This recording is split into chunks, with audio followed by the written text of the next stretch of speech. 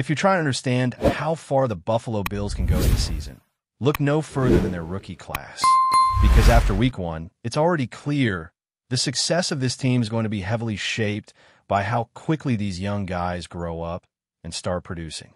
Now, obviously, expectations are sky high in Buffalo, but what we saw against the Ravens was a real-time snapshot of how ready or not ready these rookies are to contribute.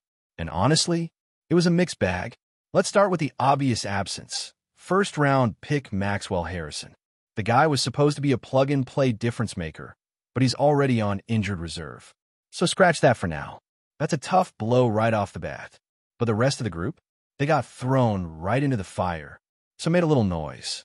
Some barely made a ripple. Take second-round pick TJ Sanders, interior defensive lineman. He logged 15 snaps, and yeah, he had one solid rep in the pass rush, but for the most part, he was invisible. You could tell it was his first NFL action. The speed, the physicality, it looked like it caught him a bit off guard. He wasn't awful, but he wasn't impactful either. Right now, he's got a ways to go. Then there's Landon Jackson, inactive. Bills fans have been buzzing about him through preseason, but he didn't even suit up. Instead, it was Javon Solomon who got the nod. Solomon played around 15 snaps on defense and a chunk of snaps on special teams. So already there's a competition brewing, and Jackson's going to have to claw his way past Solomon to even get on the field. Now here's a name that popped, Deon Walker. This guy, quietly, may have had the most promising performance of any rookie on defense. Walker had a near sack that should have ended the play, but it got blown up by a busted coverage downfield. He pulled off a textbook swim move and beat his man clean. But while he was closing in on Lamar, the coverage fell apart. Zay Flowers broke free on a shallow drag route after a rub route left his defender in the dust. 40 yards later, Walker's would-be sack turned into a big gain the other way.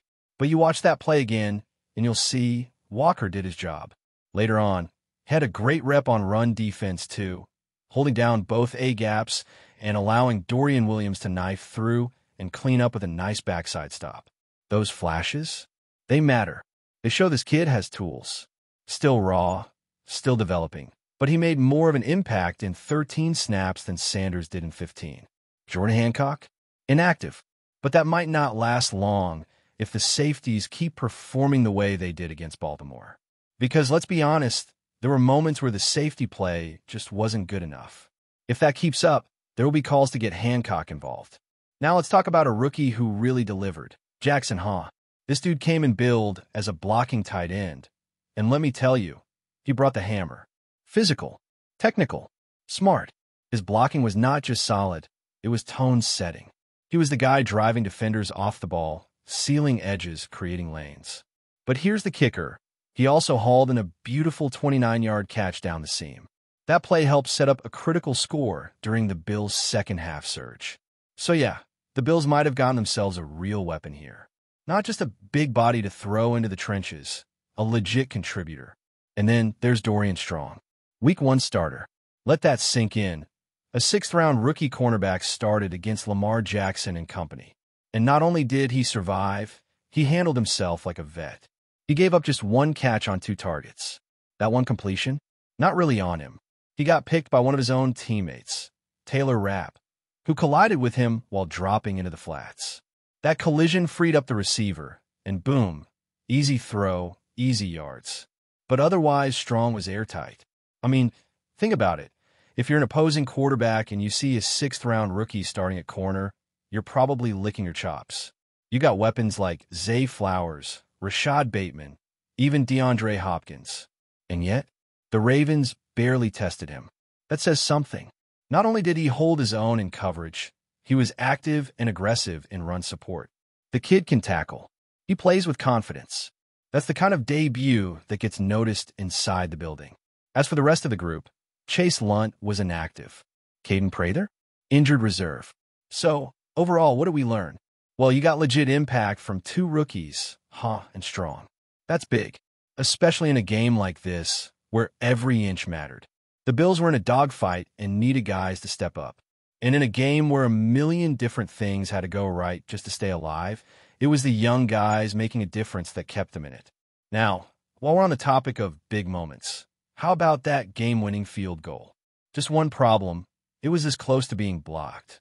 And you know what everyone was saying after the game? Deion Walker blew it.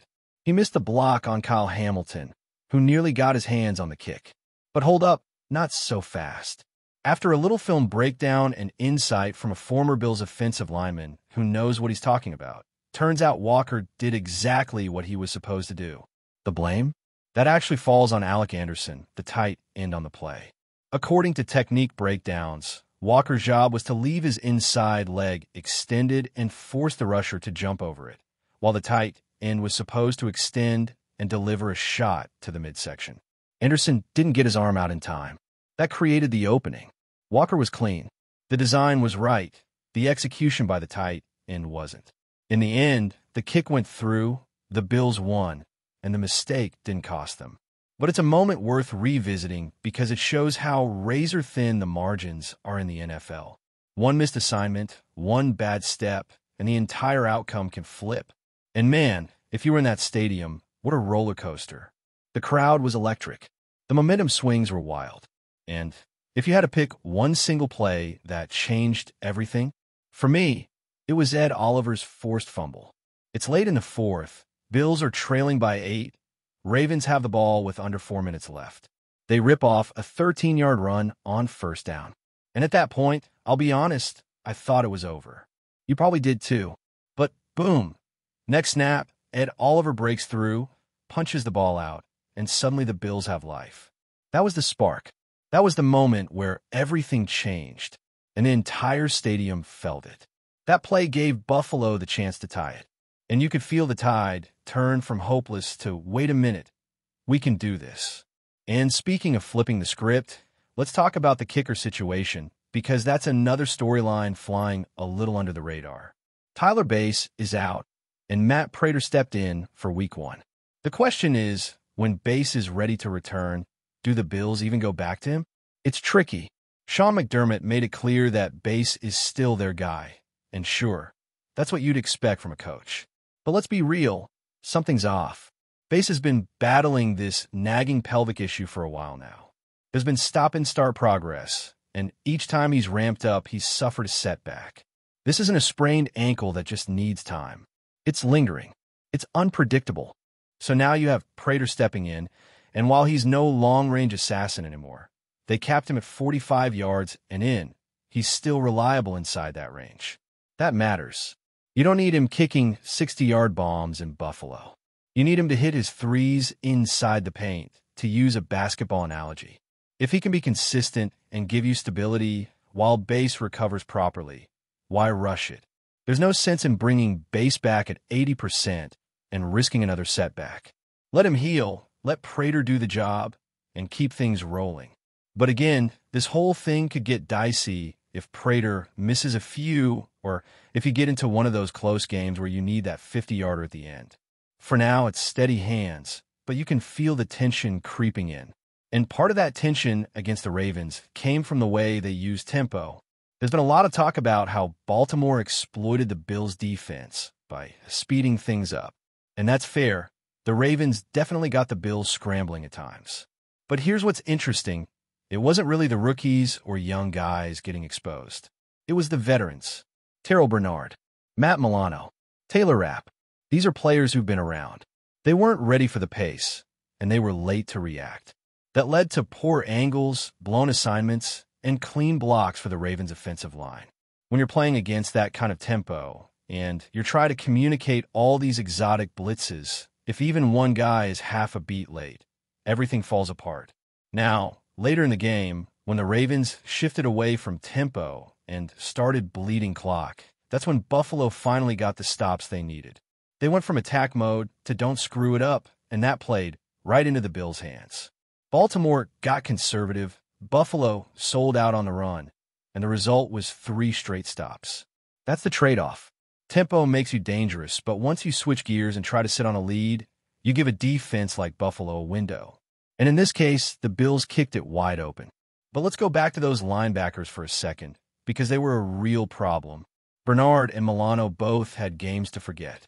These are supposed to be your tone setters, your reliable second-level anchors. And they were just flat. The tape doesn't lie. They were slow to diagnose plays, hesitant to trigger, and got swallowed up by blocks. And when they tried to shoot gaps, they missed. It was ugly. And yeah, some of that's on Baltimore's unique style. Their offense forces you to be physical and smart. And if you're just a little off, they'll carve you up. But this wasn't just a bad matchup. It was a bad performance. What's wild is that the defensive line actually held up better than expected. Coming in, you'd think this was going to be a game where the Ravens ran wild up the middle. But the big boys up front didn't collapse. It was the second level that got exposed. And against a downhill rushing team like Baltimore, that's a recipe for disaster. The silver lining? The Bills don't play the Ravens every week. Next up is the Jets, the dollar store version of that same run-heavy offense. So if Bernard Milano want to bounce back, this is their shot. Now, let's pivot to a guy who didn't even see the field, Curtis Samuel. Game day, inactive. And that raised a lot of eyebrows. People are wondering if that means he's on the chopping block, especially once the Bills start getting healthy and some of those wideouts return from injury. But here's the thing, someone had to sit. It was either going to be Samuel or Elijah Moore, and the Bills went with Moore. Could be a matchup thing. Could be based on who's been healthier in camp. Could flip next week. It doesn't necessarily mean they're done with Samuel. That said, there's not much financial flexibility with his deal. If the Bills wanted to move on, the only cap-friendly way would be to trade him, and it's hard to imagine a team lining up to take on that contract given his injury history. Most likely, the coaching staff is just working through the rotation, seeing who fits where, and adjusting week to week. Samuel might still have a role, but right now, it's unclear where exactly he fits in this offense. Let's also clear up a big misunderstanding that's been floating around. This whole virtual ball spotting controversy. A lot of fans thought the NFL changed how the ball is placed on the field. They didn't. They introduced virtual measurements, not virtual spotting. The ball is still spotted the old-fashioned way, with eyeballs, feet, and judgment from the refs. So when Josh Allen's slide was marked short and people lost their minds thinking the new tech failed, nope. That was human error, same as always. The tech is only used to measure whether it's a first down once the spot has already been made. That's a key distinction, and one the league probably should have communicated better. On the salary cap front, there's also been some panic about the Bills using void years on contracts, with people saying it means they're desperate or reckless. Not true. Not even close. Void years are a strategic tool used by almost every contending team in the NFL. You borrow from tomorrow to compete today, because the cap keeps rising. It's no different than a team choosing to stretch a player's signing bonus over multiple years. It's not desperation. It's smart roster construction when you're trying to win in a tight window. The Bills are in go-for-it mode, and that's exactly what you want from front office. If there's a critique to make, it's about who they spend the money on, not the structure itself. Brandon Beane is squeezing every last dollar out of the cap. That's what you want in a league with such small margins. And here's a fun one. The story of how a die-hard Carolina Panthers fan became a full-on member of Bills Mafia. The conversion of Joe Marino's wife from black and blue to red, white, and blue is the kind of thing that only happens when you truly feel the difference.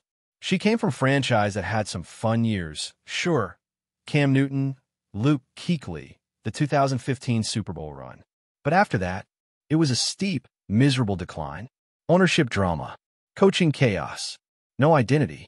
Meanwhile, she's watching the Bills rise, watching Josh Allen become a superstar, and she's married to a guy who lives and breathes Buffalo football.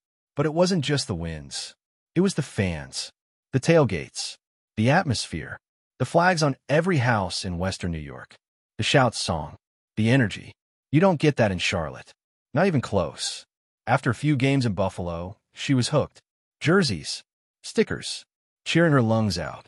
And now, she's going to walk into that Panthers stadium, the same place she used to call home, and root against them.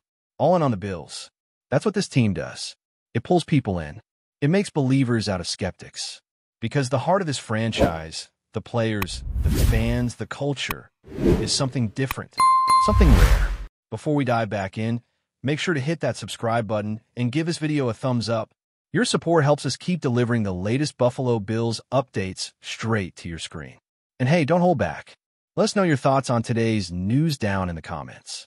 Buffalo is buzzing with whispers that could shake the very foundation of the NFL. TYREEK Hill, one of the league's most electrifying and controversial playmakers, is reportedly on the verge of becoming the biggest signing in Buffalo Bills history. While nothing has been officially confirmed, the rumor mill is running at full speed, and insiders claim the deal is all but sealed. If true, this would not just be a bold move, it would mark a seismic shift in the AFC landscape. Hill, known as Cheetah for his blazing speed and uncanny ability to turn short routes into game-breaking touchdowns, would immediately transform the Bills' offense into one of the most feared in football. Imagine Josh Allen, already considered one of the league's most dangerous dual-threat quarterbacks, launching bombs downfield to Hill streaking past defenders. It is the kind of vision that keeps defensive coordinators awake at night and fans refreshing their feeds for updates. The chatter around the league suggests Buffalo was determined to make a splash after back-to-back seasons of heartbreak. Despite boasting one of the most complete rosters, the Bills have struggled to push past the AFC's elite. Signing Hill, arguably the most explosive wide receiver of his generation, would send a loud message. Buffalo is all in, no matter the cost. And cost, indeed, is the other piece of the puzzle. To secure Hill, reports suggest the Bills had to commit to an unprecedented financial package, shattering their previous records for player contracts. Numbers have not been confirmed, but speculation is pointing to a deal that dwarfs even the league's recent megadeals. Skeptics wonder how Hill's polarizing personality and strong presence will fit into Buffalo's locker room culture, long praised for its unity and discipline under head coach Sean McDermott. Yet supporters argue that championship windows do not stay open forever, and pairing Hill with Allen might be the bold stroke required to bring a Lombardi trophy to Western New York. For now, is still a rumor, a murmur passed along by insiders and amplified by eager fans. But if this blockbuster truly materializes, the Buffalo Bills won't just have the fastest man in football. They might just have the missing piece to finally end their decades-long championship drought. That's a wrap for now. If you enjoyed the video and want to stay on top of all things Buffalo Bills, make sure to subscribe and hit that like button. We'd love to hear what you think in the comments. See you in the next update.